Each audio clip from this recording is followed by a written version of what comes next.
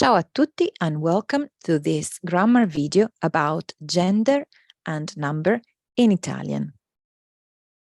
In the first part of this presentation, we learned that both nouns and adjectives are marked by gender and number, and therefore the ending of a noun or of an adjective will inform whether a noun or an adjective is masculine or feminine, or whether it is singular or plural, like the example shows.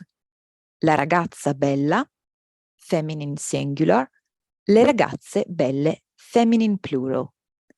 Il ragazzo bello, masculine singular, i ragazzi belli, masculine plural. Whereas in the first part we learned the singular forms, in this presentation we will be covering the plural forms. As the slide shows, for the masculine form, the plural of ragazzo bello would be ragazzi belli. So the ending of the masculine form and singular form o becomes I in the plural form. So ragazzo becomes ragazzi and bello becomes belli. With regard to the feminine form, the singular ending a becomes e, and so ragazza becomes ragazze and bella becomes belle.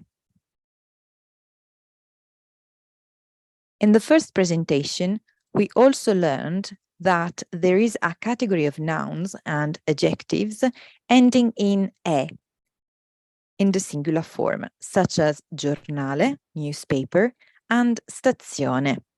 We said that the peculiarity of this category is that the ending e in the singular form works for both masculine and feminine.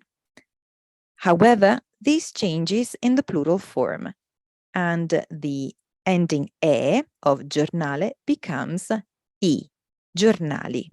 And so the same goes for stazione, which becomes stazioni in the plural form. Same goes for the adjectives. As you can see, intelligente in the singular form becomes intelligenti for both masculine and feminine.